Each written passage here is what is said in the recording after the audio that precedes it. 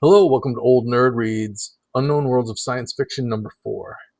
This came in a lot of comics I bought, actually from Canada.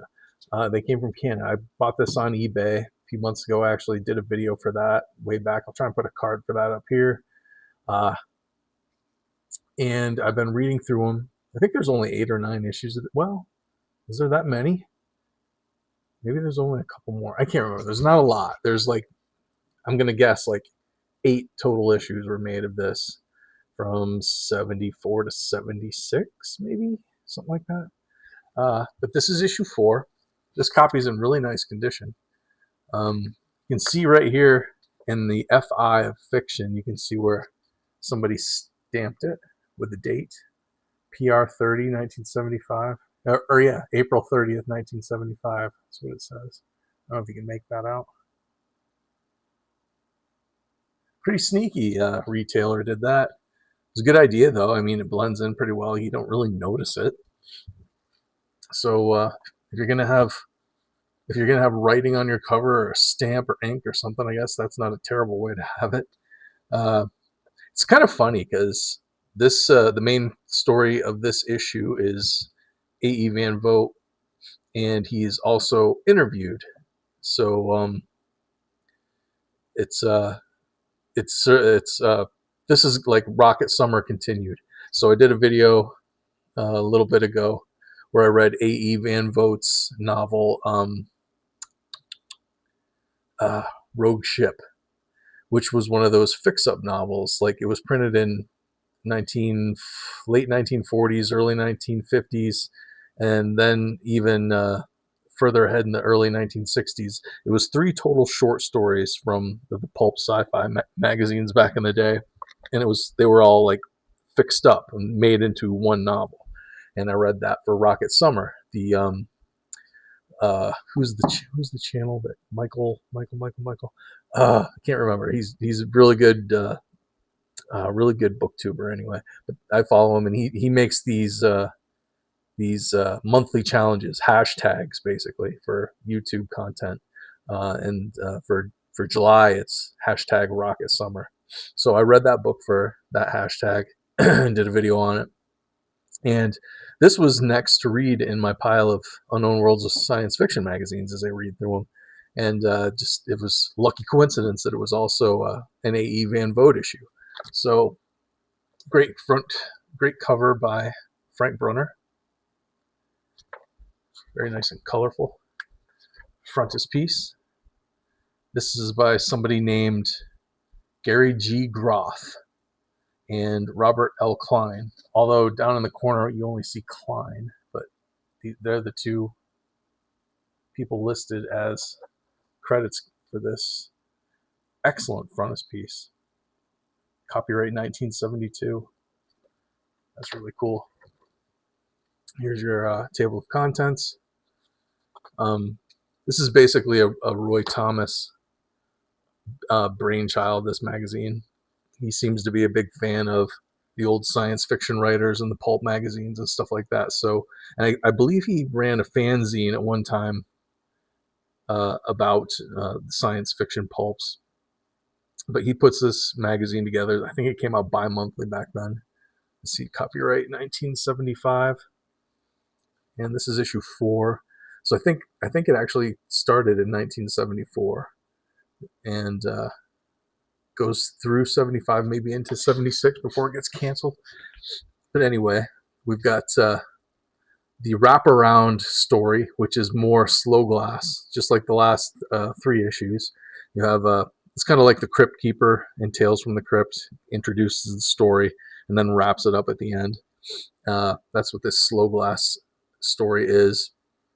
And this issue explores the origin of slow glass, which is kind of cool. Enchanted Village.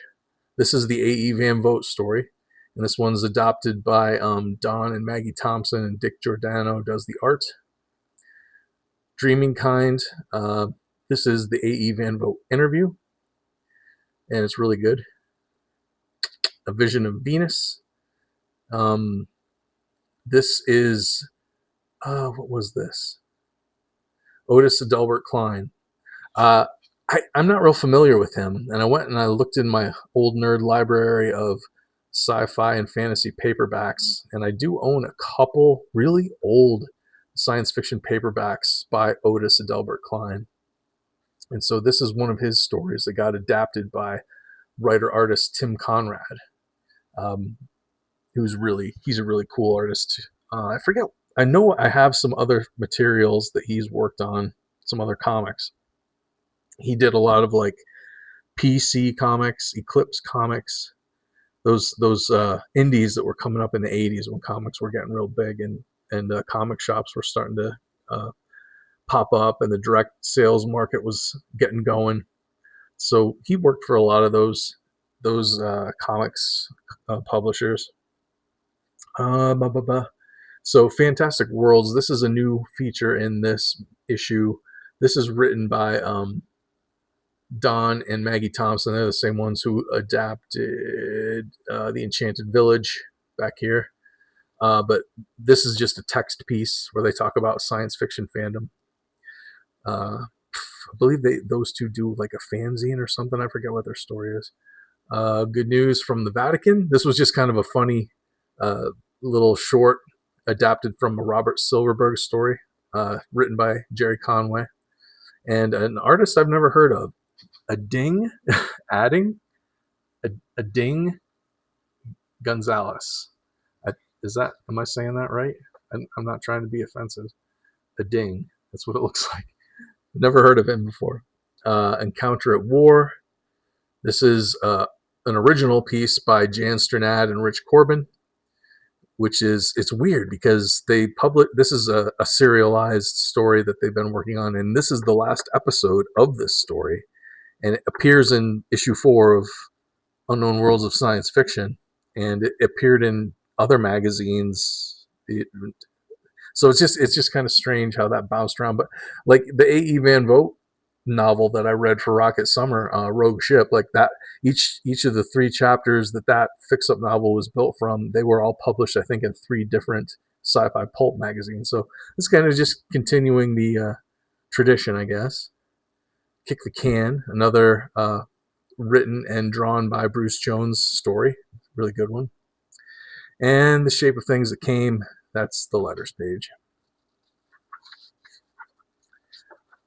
We get a couple of ads for other magazines Marvel was putting out at the time. Savage Sword of Conan and Conan the Barbarians. I have this. There's only 3 issues of this, Conan the Barbarians, and I have them. I haven't read them yet, but I'm excited to, because it has Kull, Red Sonja, and Solomon Kane stories in each issue, I believe. And they're all Robert E. Howard creations, same as Conan, same creator. So here's the wraparound story, the Slow Glass story. The antique shopkeeper is basically getting arrested. An official inquiry into the nature of slow glass is found on the planet Earth. So, what's his name? He's got a funny name. Can't remember his name. It'll pop up here someplace. The owner of the antique shop who deals the slow glass, but he gets basically arrested. He gets knocked out by this robot guy, taken to interstellar court, and they don't like slow glass, and they want a demonstration of what it is. They don't understand it, but they don't like it, and they want him to give an account of it. And what he does is the same thing that happens in all of these framing stories. He pulls out a piece of slow glass that was brought from his shop by the arresting officer, and that is our gateway into the first story. If you're not familiar, slow glass, it's based on a concept by writer Bob Shaw. So it must have been a part of one of his science fiction novels, but basically it's like a movie. The glass, it's called slow glass because it absorbs light super slowly. So if it's sitting in one place for a long time, it absorbs all the light around it and then replays it like a movie. And so that's its allure. It's like an early VHS cassette or a camcorder. This is The Enchanted Village, the Van Vogt adaptation. We've got art by Dick Giordano in this one. A marooned astronaut. I think he's on Venus. And comes across this little village settlement, whatever, in the desert.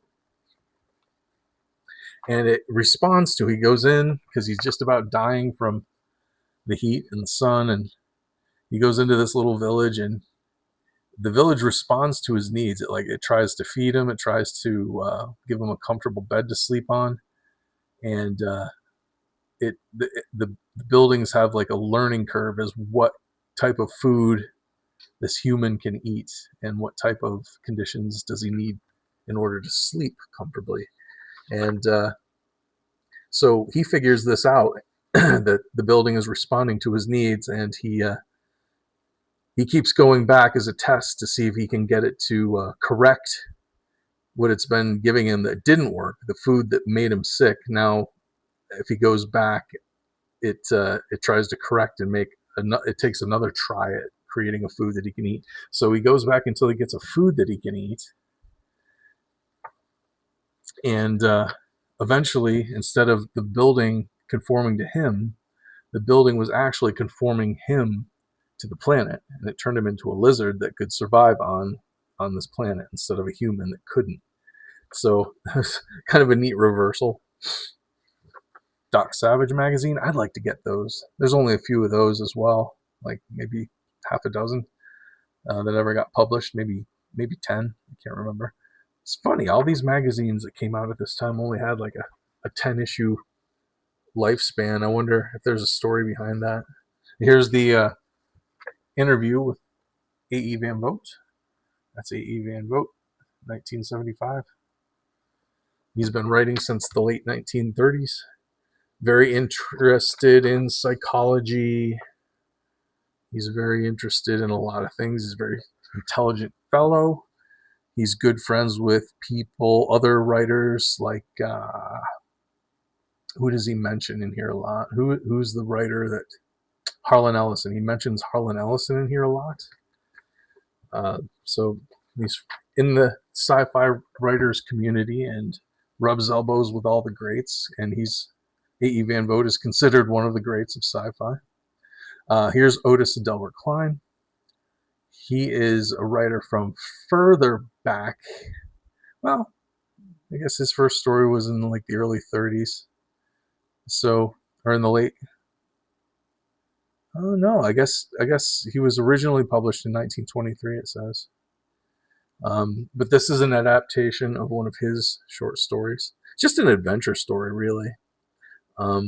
This one is the one that's written and drawn by Tim Conrad, whose artwork I recognize, but I can't remember what it is that I have of his. I have some comics from PC Comics or Eclipse Comics or something that he worked on. I can't remember what it is now, but I do recognize his artwork. It's very, very easy to recognize. He has a very unique style. A little cartoony, but very detailed. I enjoy it. I enjoy his he's very creative with the creation of creatures and whatnot. And in his version of the human bodies, it looks really cool. I think he does a good job. But oops, my daughter's backdrop that she made for me, tipping it over. But yeah, this is only a couple pages. Here we have in every issue, the obligatory please subscribe to the magazine. You can get all these Frank Frazetta mini posters for all the Conan covers that he did back in the 1960s. These posters are, how big are these posters?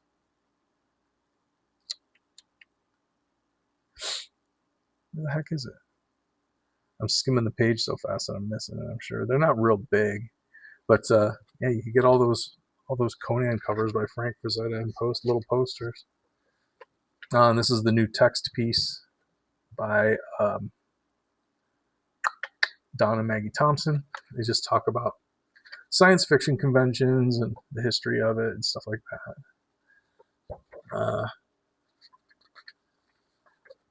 Here you could buy like all the magazines that were getting put out by Marvel at the time: Vampire Tales, Savage Tales of Conan, Dracula Lives, Crazy, Tales of the Zombie, The Haunt of Horror, Monster Madness. You could pretty much order all of them right here. You could, if you could order the ones that have already been out for several months, back issues. Man, I would have gone broke back then buying all that up.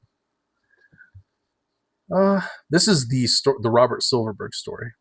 Good News from the Vatican, and it's in the future, and robots are sentient, I guess, and we're voting for a new pope, and of the three choices, one of them is a robot. So this is very well,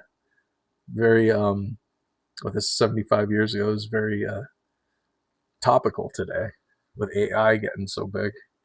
I wouldn't be surprised if we had an AI pope sometime. But just a cool little story, funny kind of story. The payoff is the pope blasts off to heaven, and all the people that were worried about a robot pope just continue on. No big deal. It's kind of funny. Punisher magazine. Well, no, this is Marvel preview he's going to be in. I think there was a Punisher magazine, though, and probably not too long after this. Here's the Tim Conrad drawn story, Encounter at War, written by Jan Sternad. This was a fun one. I love Richard Corben's stuff. His artwork is so cool. Either he paints it or he doesn't paint it, and either way it looks great. Black and white looks great, painted looks great. He's something else. I'm glad he like stuck with like sci-fi, fantasy, and terror comics, because he really shines at that stuff. This is just great artwork. The story is kind of neat. It's an alien invasion on Earth, and they teleport to Earth from their planet. And some military guy from Earth who's fighting the aliens gets teleported back to their planet with them, captured, thrown in prison, finds his old captain also in prison, and they bust out. And the aliens fight him the whole way, and it's really cool artwork. Basically, the old captain he gets injured, and the young soldier leaves him behind, goes back home to Earth, and leaves the old captain stranded. Here's the Bruce Jones story, Kick the Can. So this is an original story. The last story was by Richard Corben, and Jan Sternad was an original story as well. But this is another original story from Bruce Jones, writer and artist, who's had, I think, a story in each issue of Unknown Worlds of Science Fiction so far. They've all been cool. This is just a cool one, very Buck Rogers looking, Flash Gordon looking, kind of a fight on an alien landscape. One of the two warriors having flashbacks to when he was a child and growing up, and his opponent was a rival of his back when they were growing up for the affections of this girl. And they're just having a showdown over this girl, basically. And it's got a tragic ending, but it's cool. And here's the framing sequence, slow glass framing sequence, the epilogue. The Intergalactic Court has had their example given of slow glass. You see it, that's a piece of slow glass right there, and it ends on the last panel of this last story. See this last panel of the last story is what he's showing them in the slow glass. And they say, okay, great, you can go back to your home planet, basically. This is where he gives the backstory on how he got the slow glass. Basically, an interplanetary Johnny Appleseed just kind of materialized in his antique shop one day and gave him a bunch of samples of slow glass to sell. And then we find out that this arresting officer robot-looking dude is actually the Johnny Appleseed character that gave the shopkeeper the slow glass. So that's kind of the trick ending here, which it's cool. It's a nice little framing device, I thought. They've had a different artist on this each time. It's been Jerry Conway's written every one, I think. But oh no, Tony Isabella. I'm sorry, Tony Isabella has written all of these slow glass pieces in each issue. But like this time it was Don Heck. I forget who the other artists were, but I'm pretty sure there's been a different artist each time. And that's it. There's some Planet of the Apes posters. Oh no, these are life-size models. Classic movie monsters. Three-dimensional posters of Spidey, the Hulk, and Captain America. Belt buckles with Conan and Thing Cap. Very, very special people, i.e. circus freaks. You can get a book of that. There's a continuation of the A.E. Van Vogt interview. Here's the next issue. Behold the Man. Michael Moorcock's story getting adopted into a comic story for the next issue. Now, this must be another magazine they tried to make, Nostalgia Illustrated. It's talking about old movies and sports from back in the day, cartoons from back in the day. Here's the letters page called The Shape of Things That Came. Basically, everybody was pretty happy with the issues they've read so far. I think the people who wrote these letters have only read the first 2 issues so far. And yeah, that's it. That's it for issue 4 of Unknown Worlds of Science Fiction. I highly recommend this magazine. This magazine is a treasure trove of classic sci-fi goodness. So you can get your hands on these, and you're an old nerd or just a sci-fi fan in general, but especially if you're a classic sci-fi fan, these magazines are awesome. Like Roy Thomas did a good job putting these together. They're informative. The interview is great in each issue. We've had Frank Herbert, this time A.E. Van Vogt, 2 more that I can't think of off the top of my head. Shoot. I can't think of his name. But anyway, yeah, they've had a great interview with a sci-fi legend in each issue. And it's just very cool. It introduces you to a lot of authors, classic sci-fi authors. Gives you a lot of great artwork, big artwork. I like the big artwork in these old magazines.